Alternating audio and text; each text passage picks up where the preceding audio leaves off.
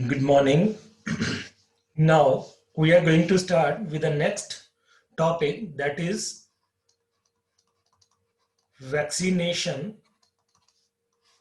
and immunization.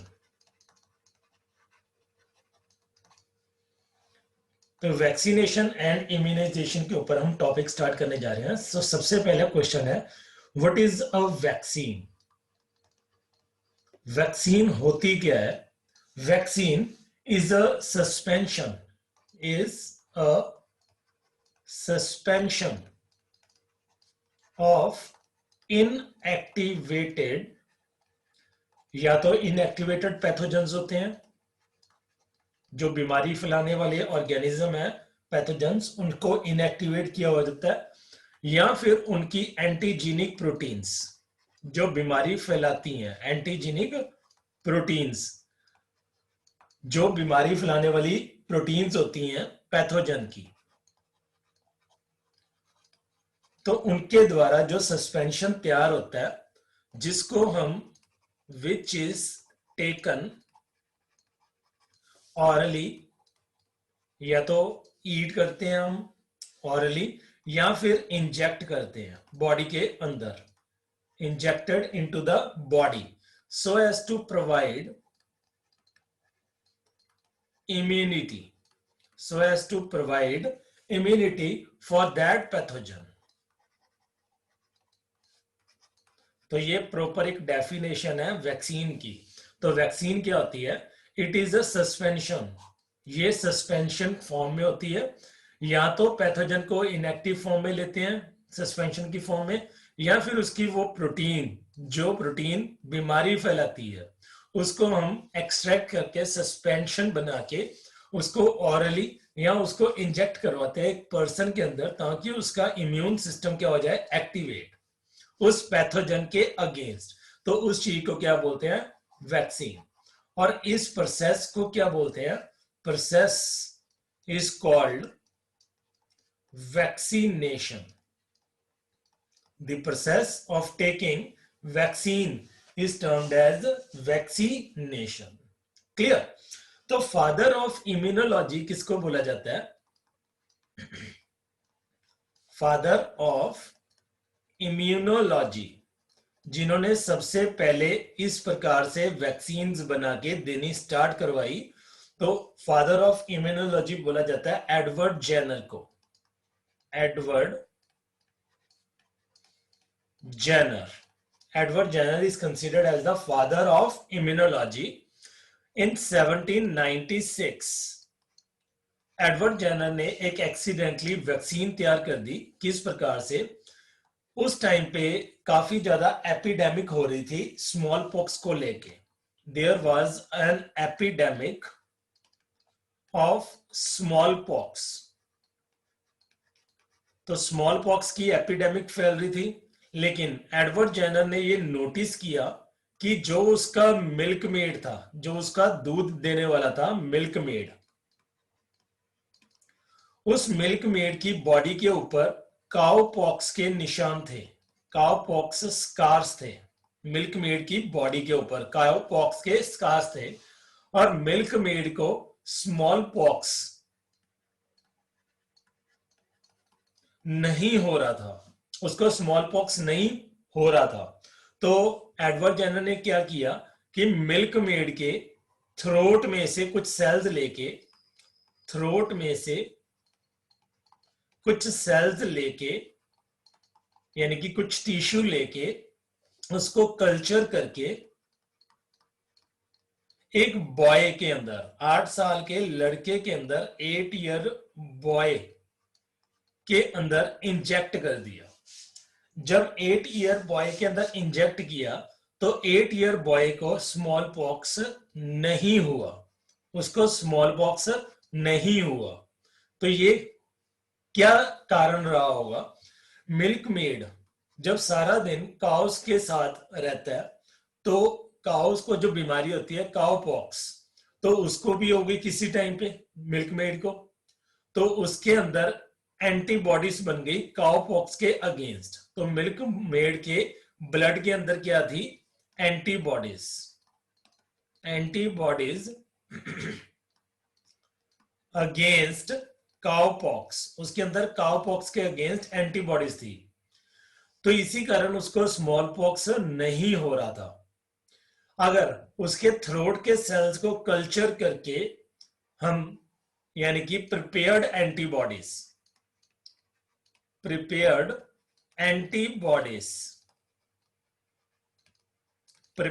Antibodies अगर हम inject कर रहे हैं तो डेफिनेटली उस बीमारी के सिम्टम उस लड़के को भी नहीं हुए, स्मॉल पॉक्स के सिम्टम उस लड़के को नहीं हुए।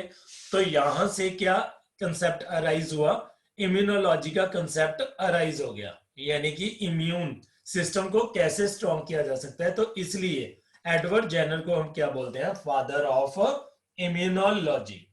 Clear. Next, Louis Pasteur, next scientist है एक लुइस पास्चर। तो इनका फेमस एक्सपेरिमेंट हम स्टडी करते होते हैं, पास्चराइजेशन एक्सपेरिमेंट। तो लुइस पास्चर ने किस प्रकार से पैथोजन को इनएक्टिवेट करना है, inactivation of pathogen, how to inactivate the pathogen and prepare the vaccines for anthrax, एक कैटल बीमारी है एंथ्रेक्स, आगे जाके हम स्टडी करेंगे। चिकन कॉलेरा, ये जो चिकन होते हैं उनको कॉलेरा हो जाता है, लूज मोशंस हो जाते हैं। रैबिस, इसके अगेंस्ट उन्होंने क्या किया, वैक्सीन तैयार करके दिखाई लुइस पास्चर ने। इसी प्रकार से एक और साइंटिस्ट है Emil von Behring, Emil von Behring. तो एमिल वॉन बेहरिंग ने पैसिव इम्यूनाइजेशन का कंसेप्ट स्टडी किया डिटेल के अंदर। पैसिव इम्यूनाइजेशन किस प्रकार से हम कर सकते हैं, पैसिव इम्यूनाइजेशन। क्लियर। तो पैसिव इम्यूनाइजेशन के लिए एमिल वॉन बेहरिंग को आगे जाके नोबेल प्राइज मिला and he is considered as father of passive immunisation.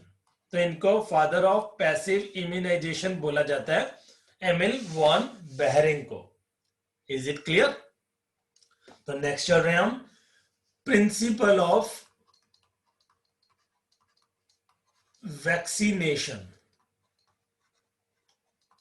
And immunization. अब लास्ट स्लाइड में हमने डिस्कस किया कि वैक्सीनेशन होती क्या है, वैक्सीनेशन होती क्या है। Now we are going to discuss कि इम्यूनाइजेशन क्या होती है। What is immunisation. इम्यूनाइजेशन का मतलब क्या होता है कि प्रिपेयर्ड एंटीबॉडीज इंजेक्ट करना, प्रिपेयर्ड एंटीबॉडीज इंजेक्ट करना किसी पर्सन के अंदर ताकि उसकी रिकवरी क्या हो जाए, फास्ट हो जाए।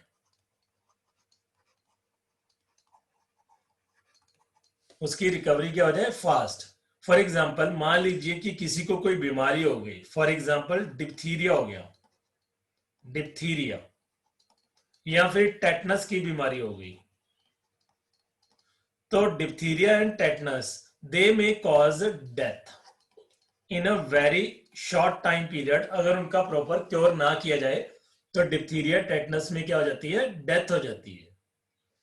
अब जिस पर्सन को डिप्थीरिया या टेटनस हुआ है, यानी कि उसको मरने से बचाने के लिए हमें क्या करना पड़ेगा, उसका प्रॉपर क्योर करना पड़ेगा।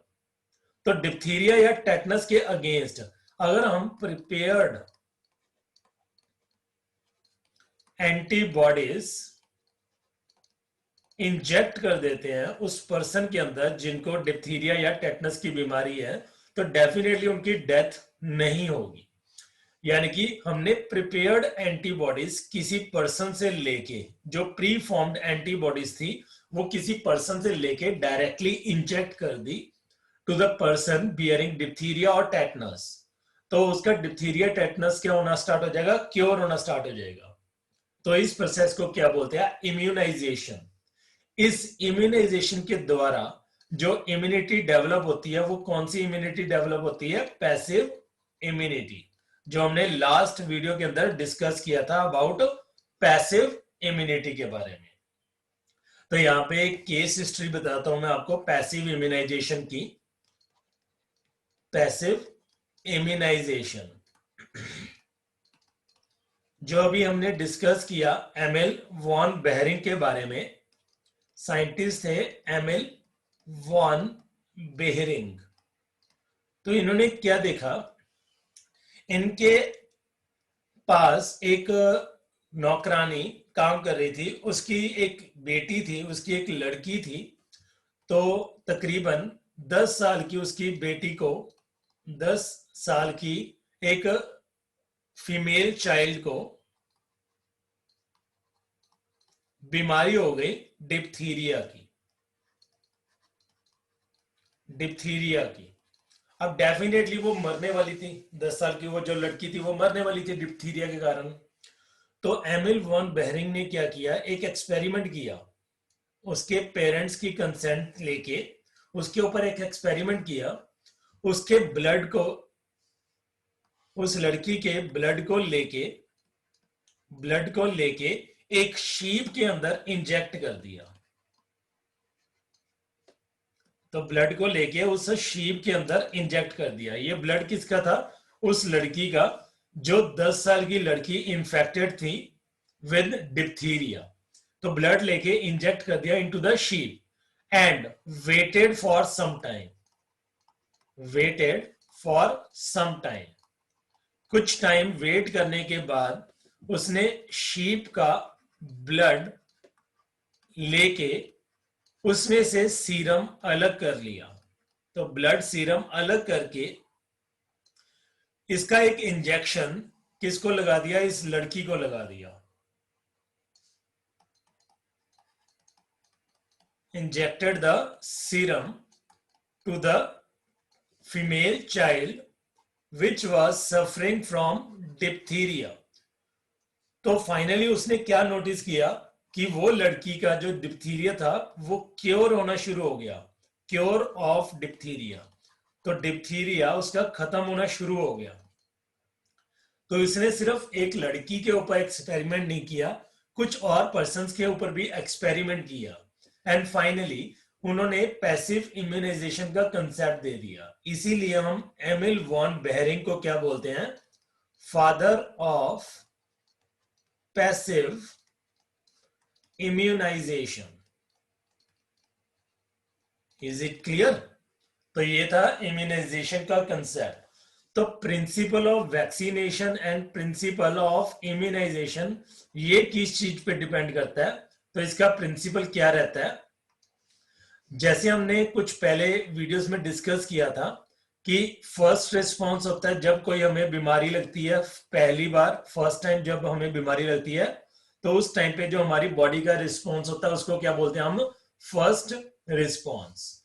अगर वही बीमारी हमें सब्सटीट्यूएंट टाइम लगती है, सेकेंड टाइम या थर्ड टाइम, तो उस रिस्पॉन्स को क्या बोलते हैं हम? सेकेंड रिस्पॉन्स या secondary response.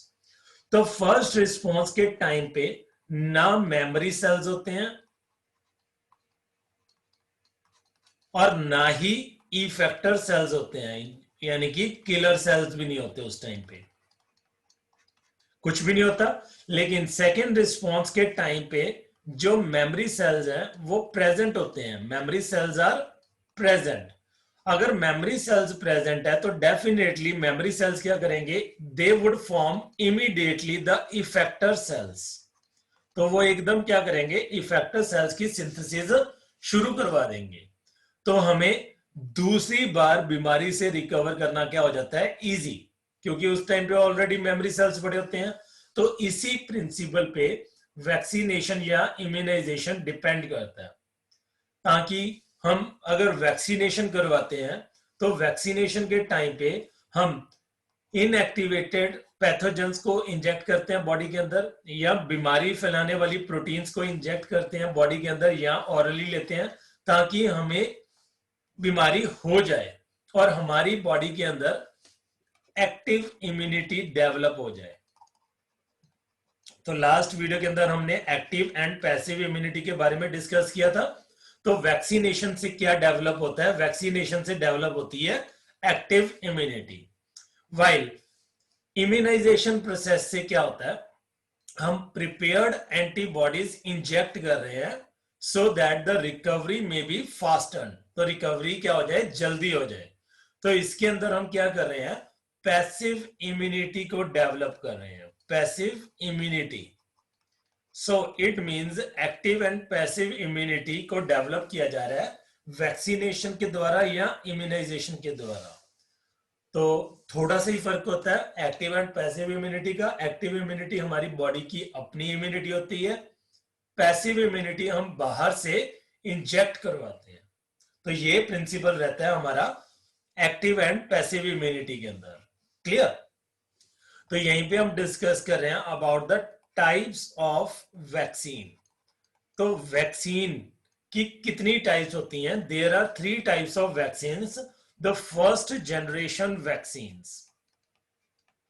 First generation vaccines कैसे तैयार की जाती हैं?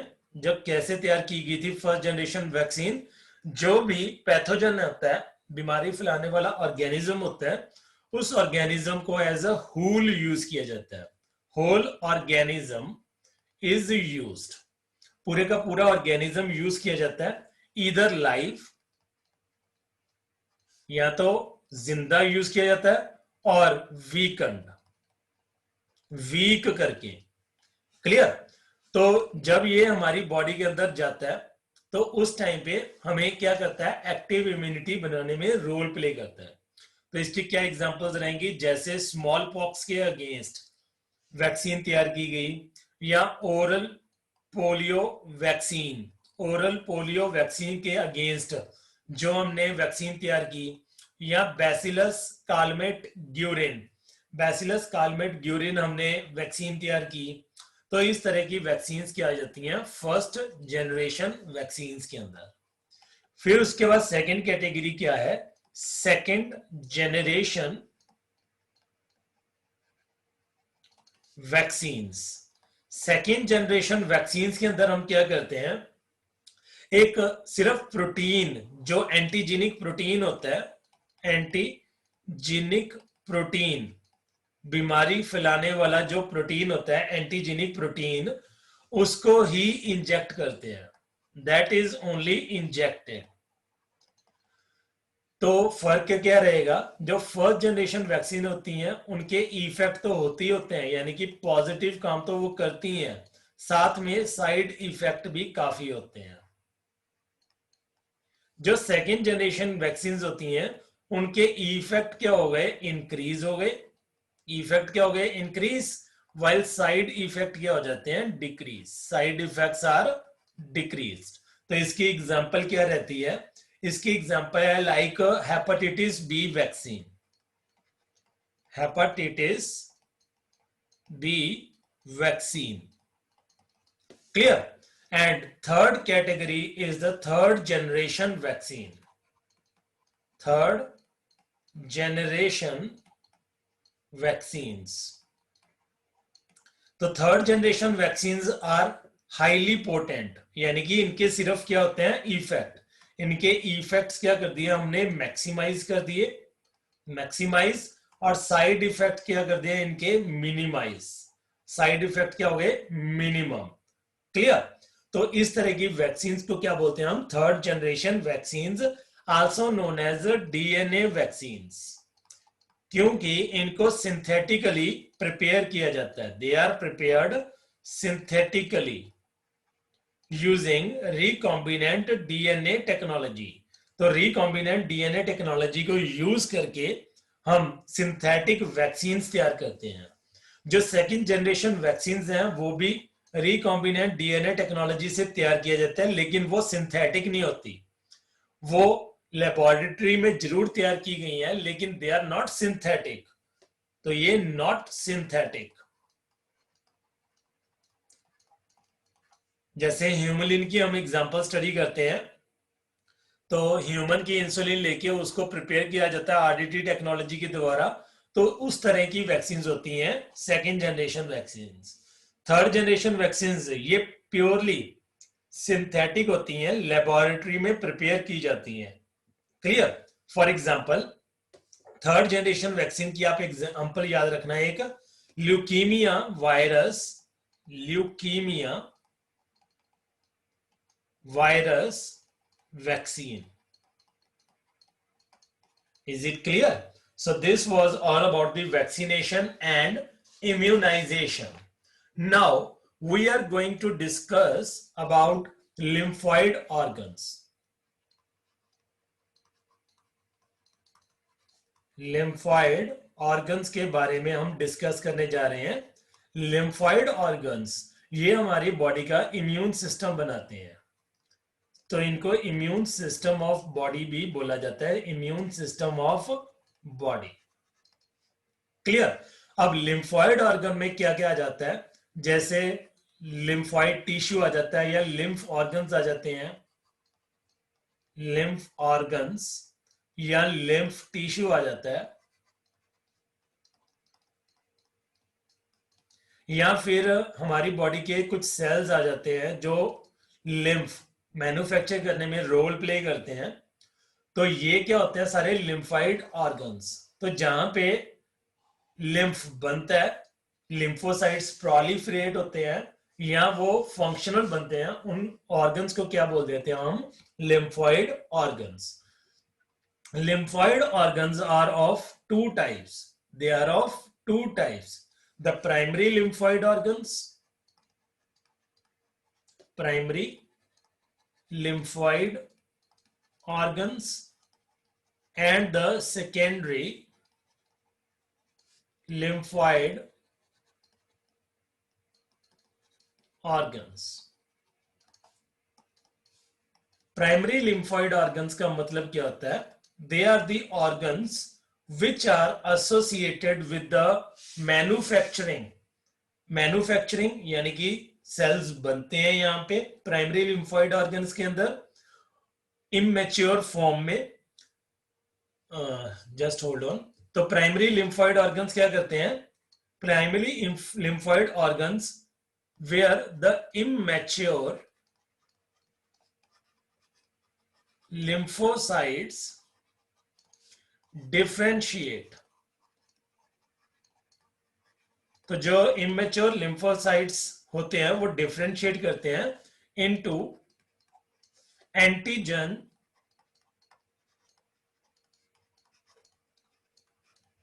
Specific lymphocytes, antigen specific lymphocytes के अंदर वो कन्वर्ट हो जाते हैं। क्लियर? तो primary lymphoid organs are those where the lymphocytes are formed, lymphocytes are manufactured,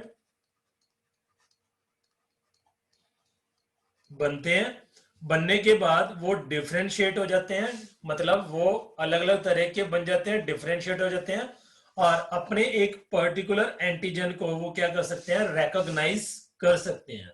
तो उस तरह के ऑर्गन्स को क्या बोलते हैं हम, प्राइमरी लिम्फॉइड ऑर्गन्स। अगर यहाँ पे प्राइमरी लिम्फॉइड ऑर्गन्स की बात की जाए तो दो प्राइमरी लिम्फॉइड ऑर्गन्स होते हैं, एक होता है बोन मैरो और एक होता है थाइमस। अभी हम डिस्कस करेंगे बोन मैरो एंड थाइमस के बारे में। सबसे पहले हम सेकेंडरी लिम्फॉइड ऑर्गन्स भी देख लें। तो सेकेंडरी लिम्फॉइड ऑर्गन्स क्या होते हैं, secondary lymphoid organs are those where fully mature or fully functional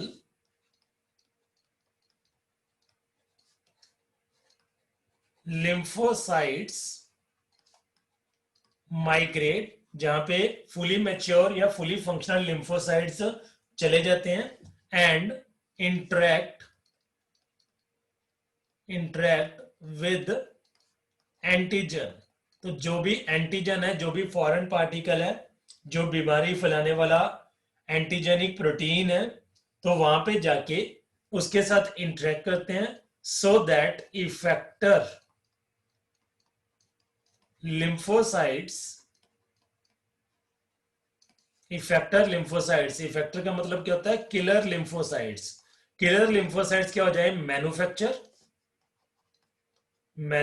हो जाए, मैन्युफैक्चर होके वो प्रोलिफरेट कर जाए, मतलब डिवाइड कर जाए, प्रोलिफरेट कर जाए। प्रोलिफरेट करने के बाद वो क्या कर दे, एंटीजन के ऊपर अटैक कर दे, अटैक ऑन एंटीजन। क्लियर। तो उस तरह के ऑर्गन्स को क्या बोलते हैं हम, सेकेंडरी लिम्फॉइड ऑर्गन्स। तो सेकेंडरी लिम्फॉइड ऑर्गन्स के अंदर क्या क्या आ जाता है, जैसे सप्लीन आ जाता है, सप्लीन, या फिर माल्ट, गाल्ट एंड बाल्ट। तो माल्ट, गाल्ट, बाल्ट आ जाता है, या फिर टॉन्सिल्स आ जाते हैं। तो सप्लीन फर्स्ट, माल्ट, बाल्ट, गाल्ट, ये तीनों एक ही कैटेगरी में, या फिर टॉन्सिल्स। Is it clear. तो अब हम बोन मैरो एंड थाइमस, उसके बाद सप्लीन, माल्ट, गाल्ट, बाल्ट और टॉन्सिल्स के बारे में डिस्कस करने जा रहे हैं। तो बोन मैरो क्या होता है, bone marrow is present in the cavity of bones. जो बोन्स की कैविटीज होती है उनके अंदर बोन मैरो होता है, जहां पे सारे तरह के सेल्स बनते हैं, लाइक आरबीसीज भी बनते हैं, डब्ल्यूबीसीज भी बनते हैं।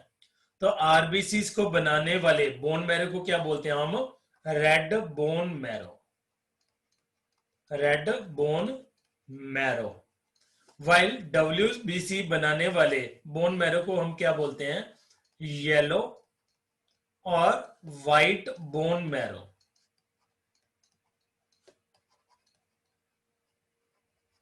Red bone marrow is mostly present in large bones, जो लंबी बोन्स होती हैं उनके अंदर होता है रेड बोन मैरो। और येलो या व्हाइट बोन मैरो कहां पे होता है, स्मॉल बोन्स के अंदर, जो छोटी बोन्स होती हैं उनके अंदर होता है येलो या white bone marrow. Bone marrow के अंदर क्या होते हैं, सेल्स बनते हैं, आरबीसीज और डब्ल्यूबीसीज बनते हैं, and they migrate from there to thymus or the secondary lymphoid organs. Clear. उसके बाद अगर थाइमस की बात करें तो थाइमस क्या होता है, एक ग्लैंड है which is present in chest, chest के अंदर प्रेजेंट है, अंडर स्टर्नम, अंडर स्टर्नम,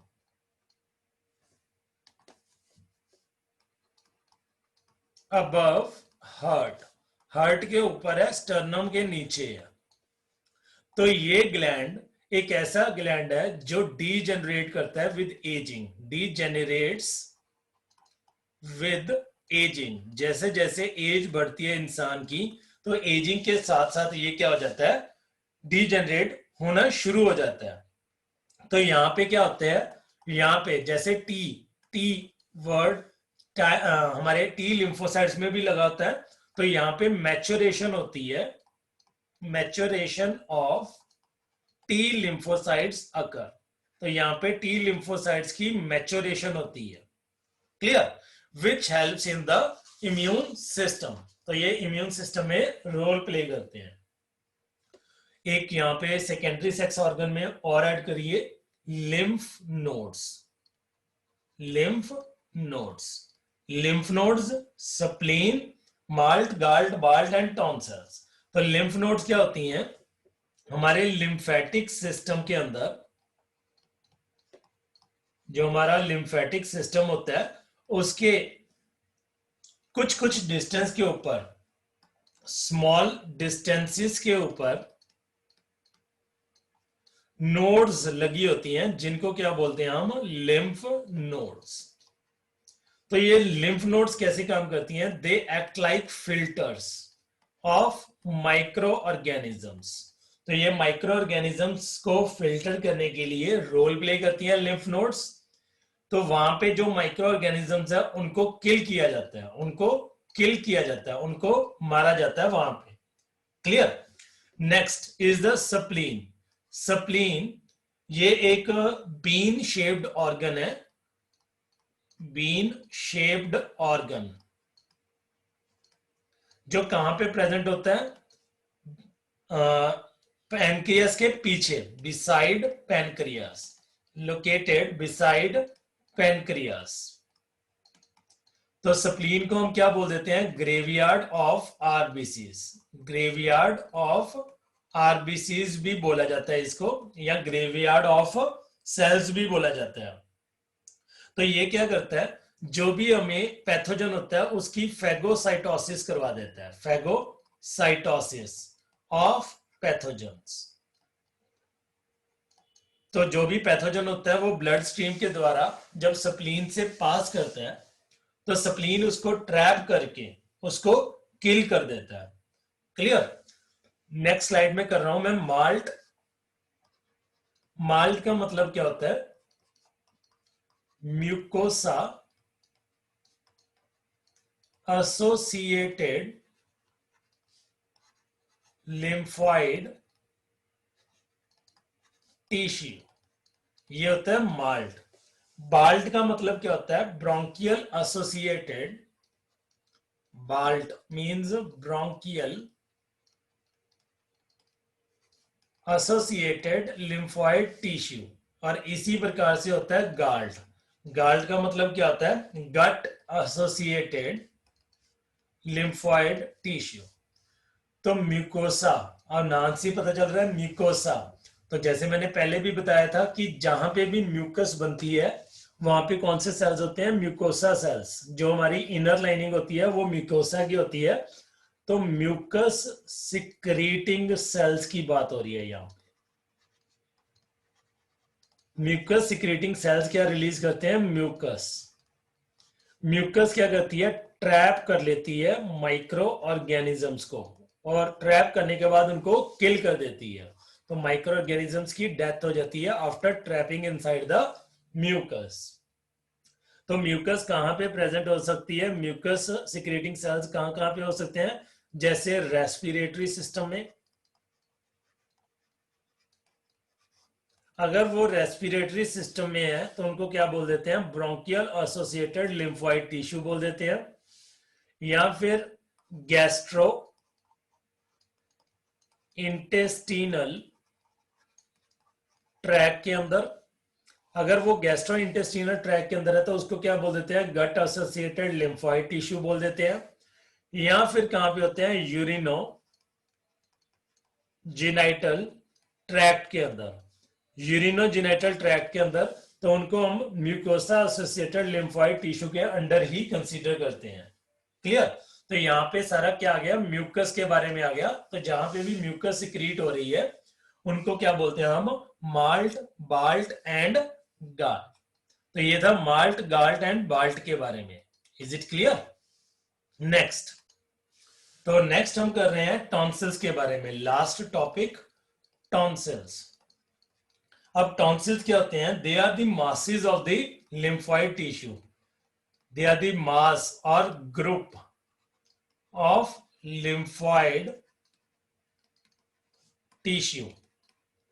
जहां पे भी लिम्फोइड टिश्यू का ग्रुप बन जाता है या मास बन जाता है हमारी बॉडी के अलग अलग जगह पे, बॉडी के अंदर, तो उसको क्या बोल देते हैं हम, टॉन्सिल्स बोल देते हैं। अब टॉन्सिल्स की टाइप होती हैं, सबसे पहले क्या है, पैलाटाइन टॉन्सिल्स। तो palatine tonsils, they are the largest tonsil, they are the largest sized tonsils, सबसे बड़े टॉन्सिल्स होते हैं, लार्जेस्ट साइज टॉन्सिल्स होते हैं। They are present around oropharynx. तो जहां पे हमारा pharynx and oral cavity attach होती है वहां पे होते हैं पैलाटीन टॉन्सिल्स।